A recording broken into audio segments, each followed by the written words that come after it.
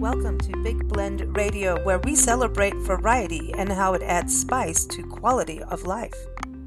So, welcome everyone.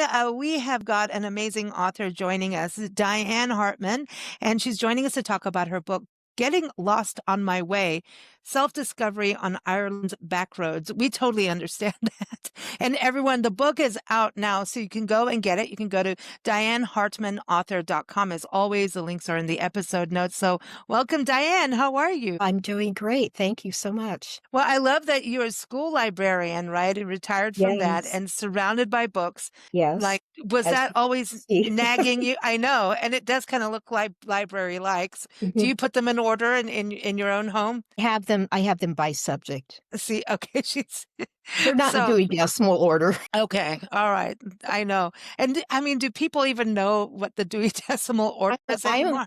I'm afraid they don't, because unfortunately with school library media specialists, those positions have been cut so much Oh, that unfortunately the students are not getting the instruction that they used to have. And I'm hearing from university librarians that there are college students coming in who don't have a clue on oh, how to do research and how to oh, find wow. things. And it's not just Google, there's a lot more involved than that. I'm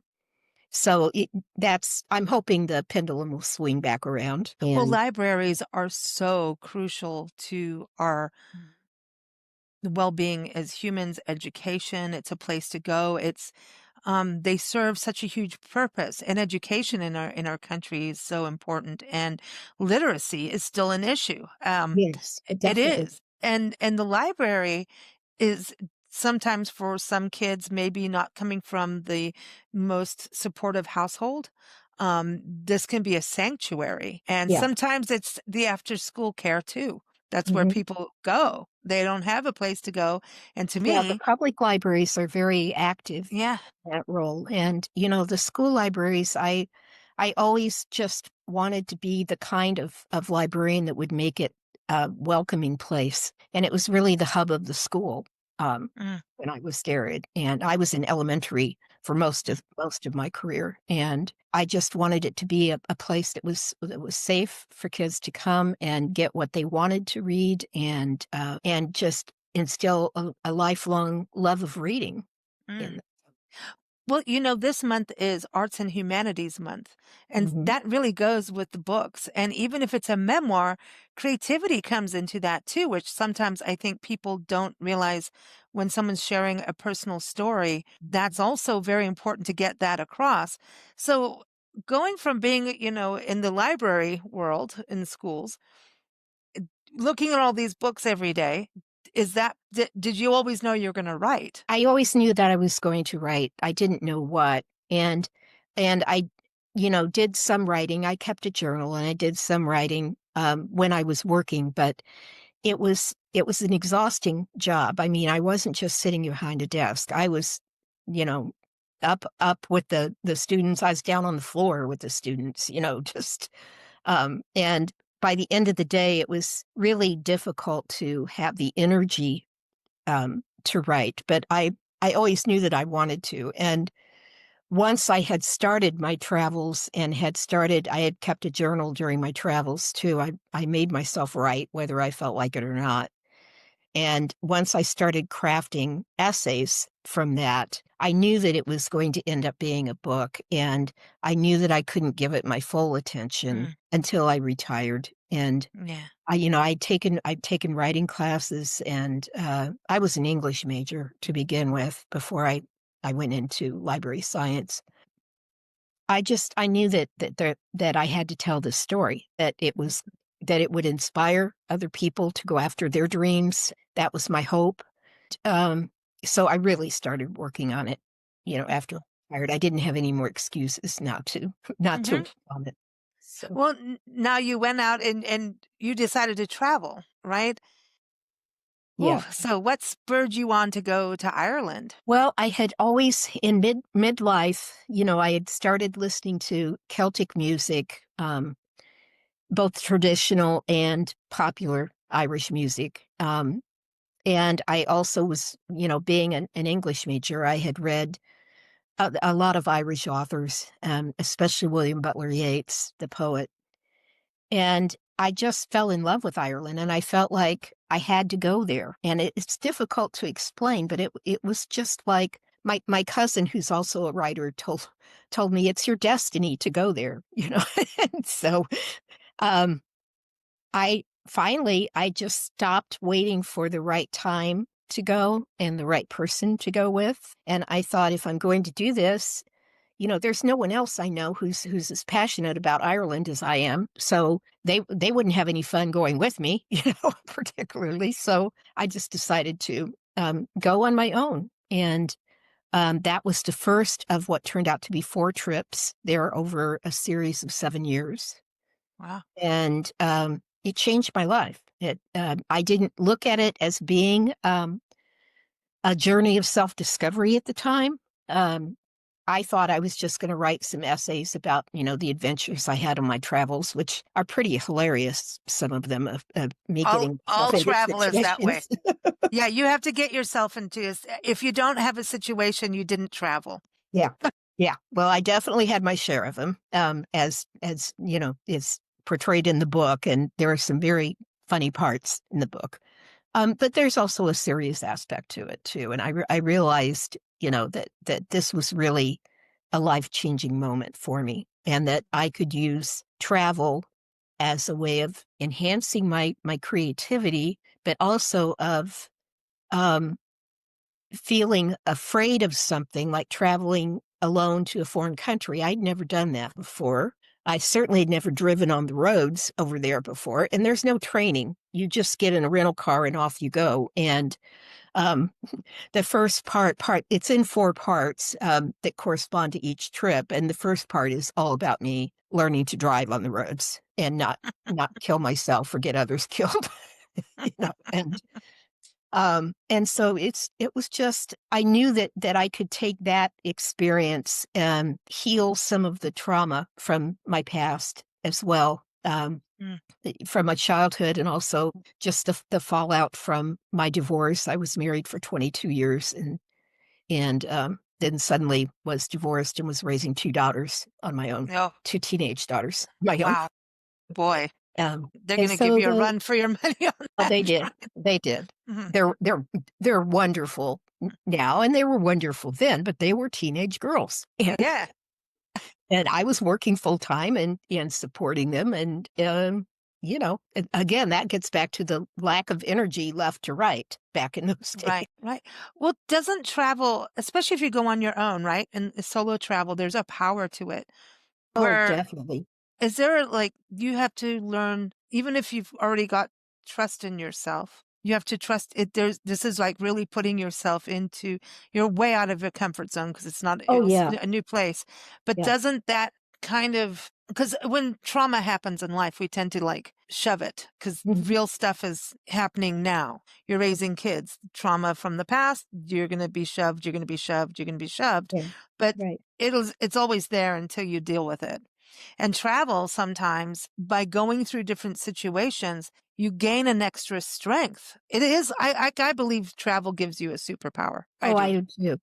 I look at that and what I did at that time, and I'm thinking, I don't know where that came from, but discovering it and discovering that strength and that making yourself vulnerable, um, that that really, you know, led to my self-confidence. And you Mhm. know, it's now I look back on it and I think, if I could do that, I could do anything, you know. What's Well, and I think also in our younger years, we're always giving to others too. Yeah. No, that was me.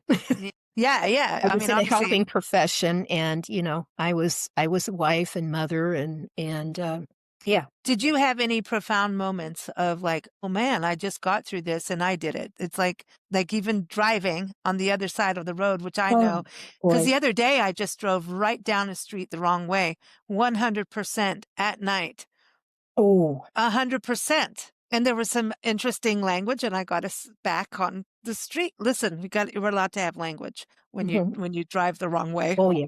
Oh, yeah. Well, I I do that. started out by driving the wrong way on the roundabout outside of Limerick, because I didn't realize that Wow. they enter the roundabouts different from the way we do here in the States. Mm-hmm. Um, and so I didn't even realize I was going the wrong way. And there was a man standing out in the middle of the roundabout yelling at me, and I'm thinking, what's he saying? And he's yelling, "Woman, you're going the wrong way." And then I'm looking at these other cars coming toward me. So yeah, I had self-talk is really important when you're traveling too, because there are some rather funny moments in the book where I have to pull off the road and have a talk with myself, Yeah. about, you can either sit on your arse all week, or you can get up and get moving and, Mm. keep going and fight the fear and do it anyway. And that's what it was about, a lot of it. Yeah. Now the creativity part, because I don't think any plans go according to the plan. So I think that makes you be very creative with whatever situation you're in, and you have to think quickly, and you Mm, can't linger on decisions so quick. Like you need to move yeah. on Yeah. things. So do you think creativity comes from that as a traveler too? Well, I think so. I think so. And I also, in addition to writing, I'm not a professional photographer, but I'm an amateur, but I've been in a lot of competitions and had some Oh, wow. exhibitions and stuff. And so photography was my way too of just getting in that zone. And the light is so wonderful in Ireland. It changes so much, and there are shades of green that you can't even imagine until Mm. you see them.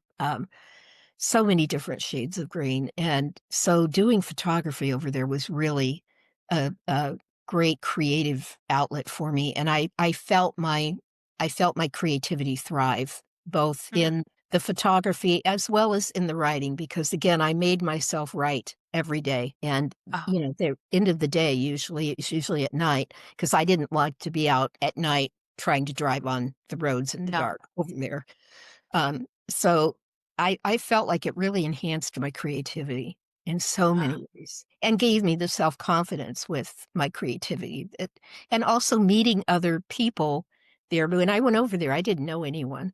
Um, and by my second trip, I had made friends through email from other friends here in the state who had introduced me to people over there. And so I had people to visit with, and I made some very uh, strong, long-lasting friendships that oh, I, wow. I write about in the book, and I'm still in touch with them, and we're still friends.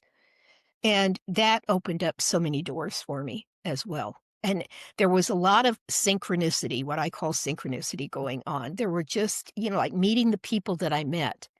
Um, I never expected, to meet these people and to become friends with them, and things would just happen, along the way. And I knew it wasn't circumstantial. I knew there was a reason for this. It was like, Always. it's almost like a spiritual power that is, Hmm. guiding you. And so I'm so grateful for those experiences as well. Now, most of the time I was by myself, but still I had these other relationships to fall back on too in my That's remaining nice.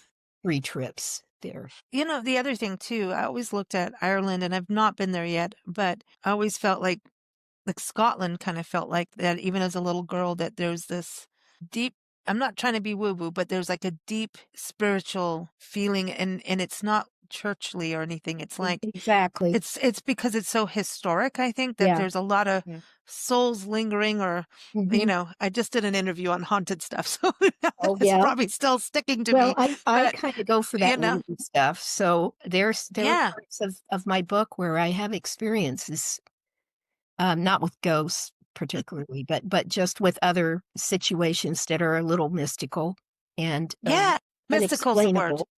And, Yeah. uh, I felt very much that way. I felt like it was my spiritual home. I felt like I had been there before. Maybe you I have. don't Have you done know. your history on that?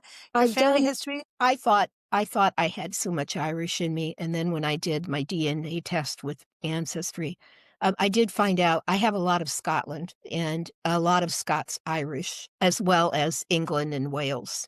And so, that whole area there, with it all being the same, and so much of the Scots Irish Mhm. mix, um, then yeah, I do. But as far as being able I haven't been able to trace where in Ireland, if I had ancestry there, which it says I do, where in Ireland. But Mhm. I spent most of my time in the west of Ireland, and um, I felt very connected.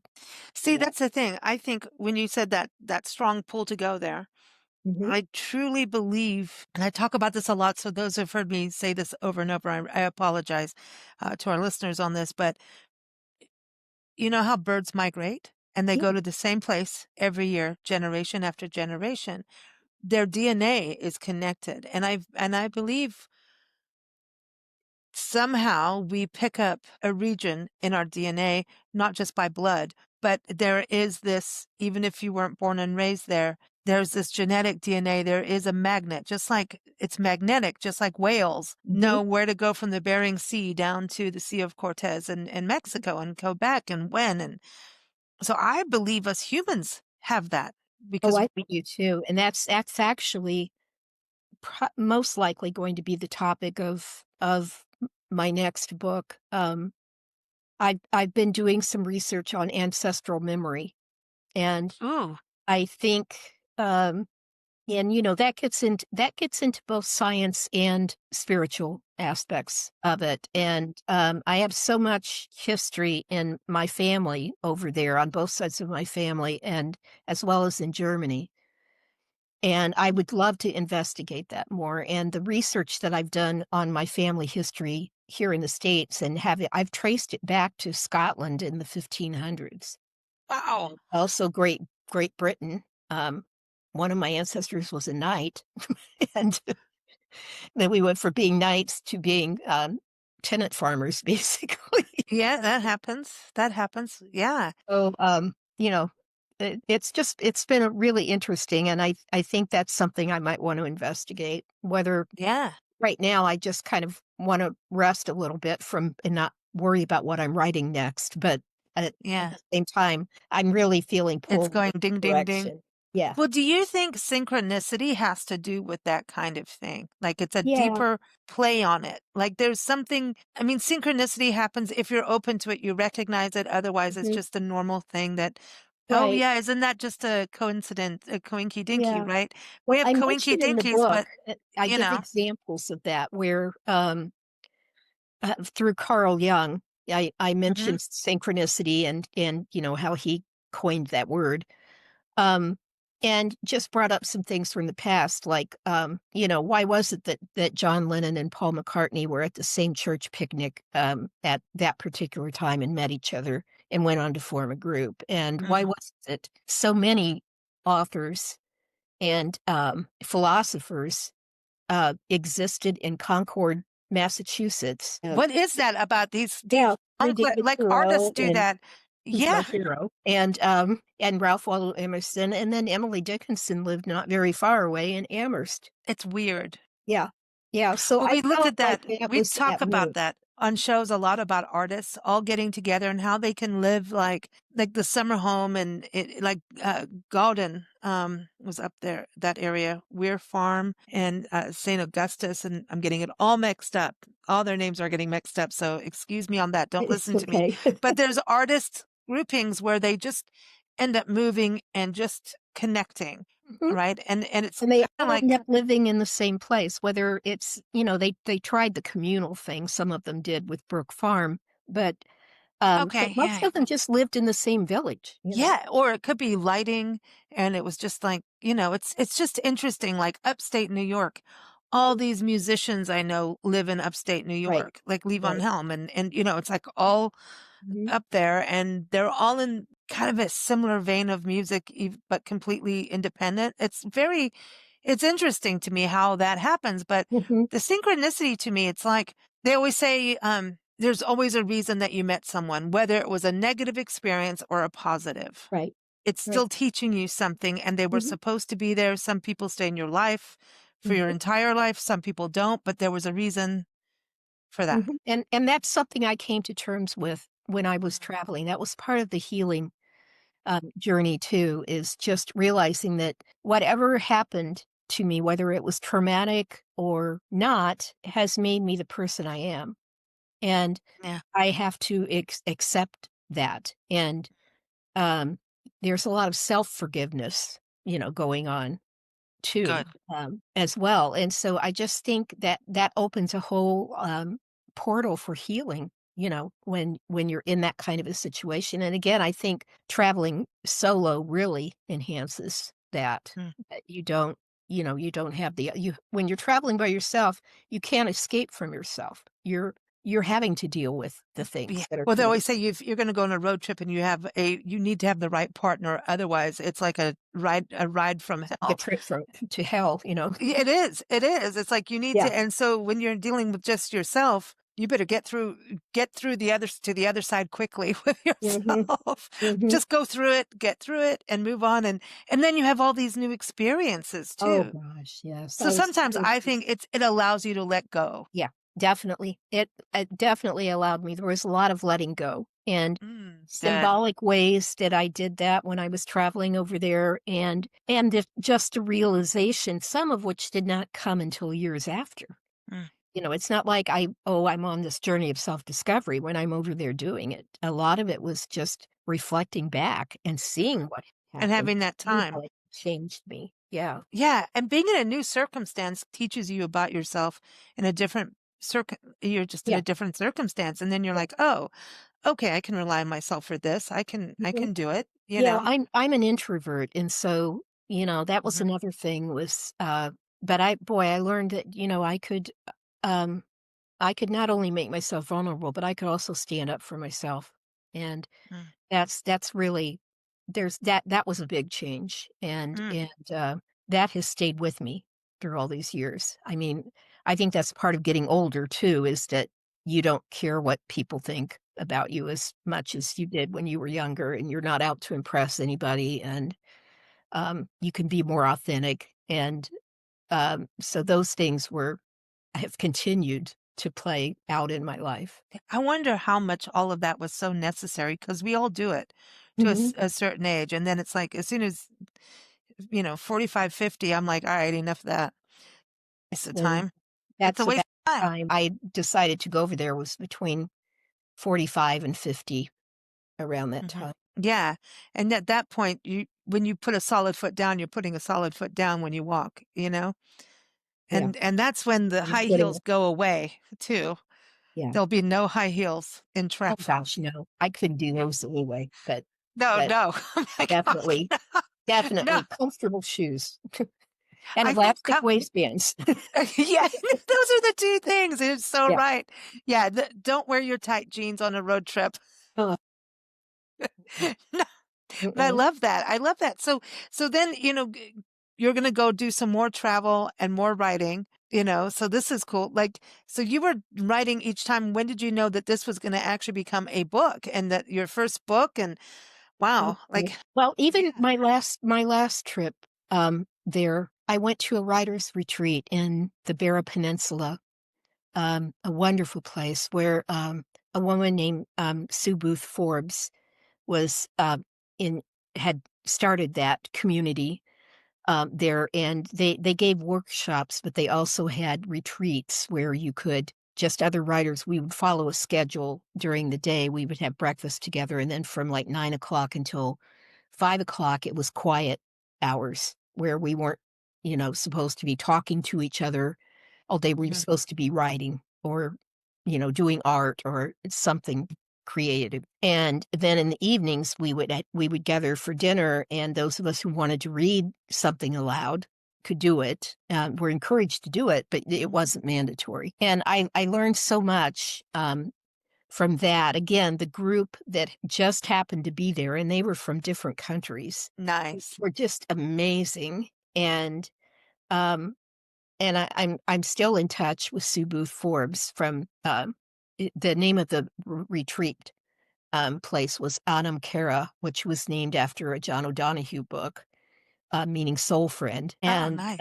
she was just wonderful. And I knew then that I had already been working on some essays based upon my trip. I thought it was going to be a book of essays, and that just kind of braided together, with my travel. there as kind of the theme. But after I retired, again, through some synchronicity, I was introduced to the Laura Munson, the author and a writing teacher who started the Haven Writing Retreats in Whitefish, Montana. Okay. And I was introduced to her, and I decided to go out there for uh, one of what turned out to be one of 3 retreats. And she read my submission, ahead of time, and we met, and she told me, "This is not a book of essays, this is a memoir, you need to go deeper." And Oh. that's when it just clicked, and Mm. that's when I really started looking at it that way and writing it, and she became my editor and, uh, guided me through that whole journey, and, I have a lot of, gratefulness toward her for, again, being the right person in the right place at the right time.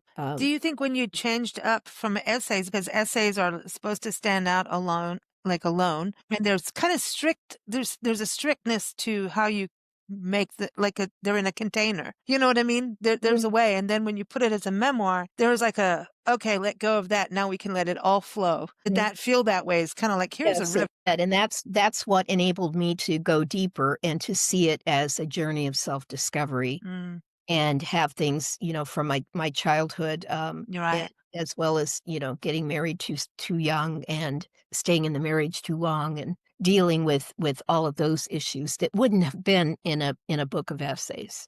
Mm, I think the chapters can stand out very well on their own for the most part. I think there's some in particular that, could just be published as an essay, um, but I was really happy with the form that it mm, ended up taking, and mm. and I'm so grateful that I was open to, being open to experiencing that and being able to write that, but that's really how I found my voice. Mm, I love that. I think it's important for women to connect on these levels too and read books like yours to help move forward because Mhm. it's like solo travel, they're saying women as solo travelers are one of the biggest group of travelers They today. are And now, you know? it that's amazing. Yeah, I It think never that's was. great, and that's why I wrote the book.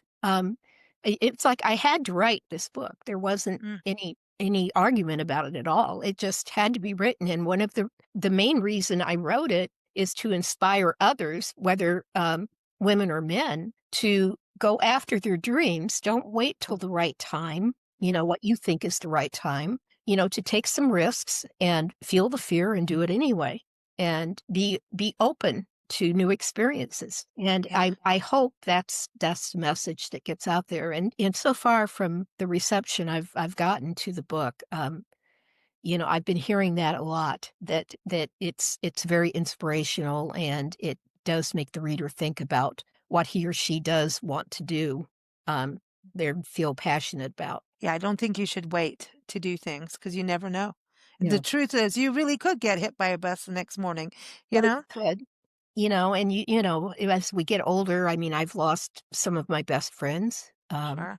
and, you don't take life for granted Mm-mm. anymore. You don't take time for granted. I think that's what it is about once we were talking about that, those, wanting to make sure like people being a people pleaser and things like that. We go through that a little stage. Some people Yeah, are not born with that, but when you turn 45, 50, it starts to get real yeah. and okay, time is limited. Mhm. Let's move it. Yeah. And I think the younger generation for some really kind of get that already because we do have like climate change. We have all these things Yes, happening that that are part, yeah, serious.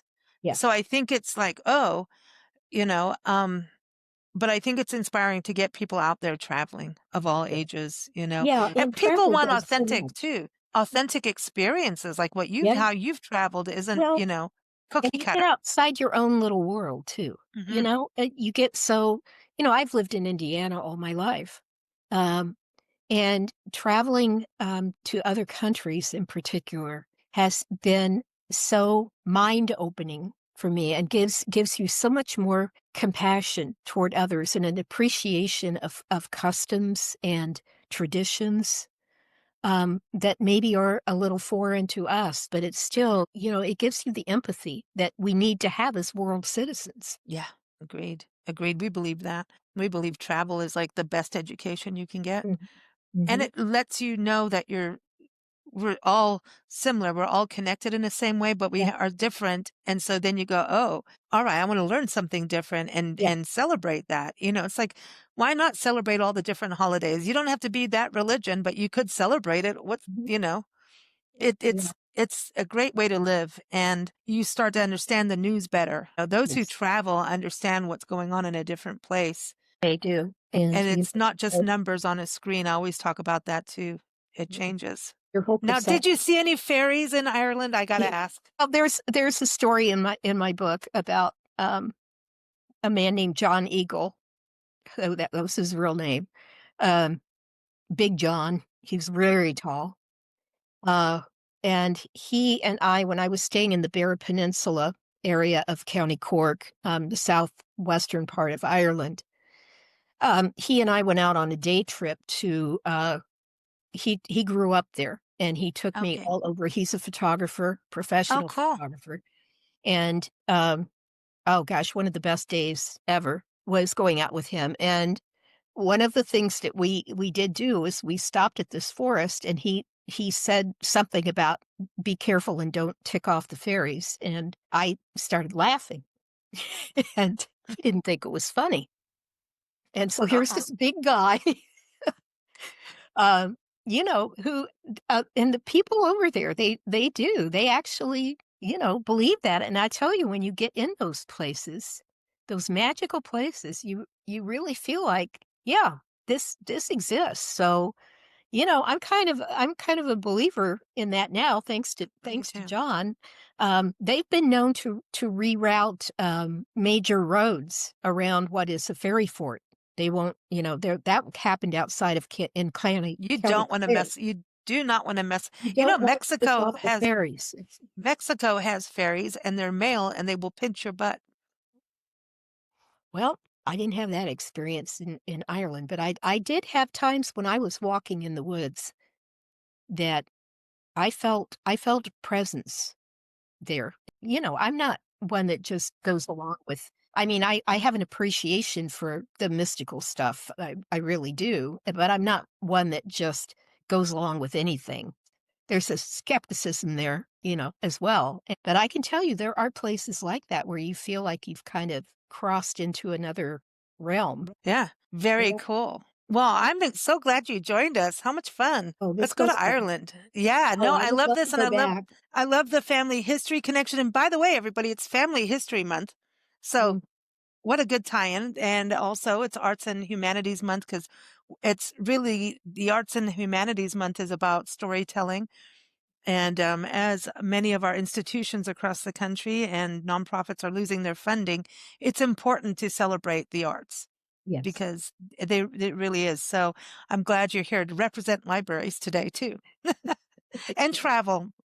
Yeah. I love that. I love that. Everyone, again, Diane Hartman, author.com. Her book is out now. It is called Getting Lost on My Way. Yes, that's if you don't get lost, you didn't travel. So Getting Lost on My Way, Self-Discovery on Ireland's Backroads. It's out now. Go and get it. Thank you so much, Diane. It's been a true pleasure. Oh, thank you. I've enjoyed it. Thank you for listening to Big Blend Radio. Keep up with our shows at bigblendradio.com.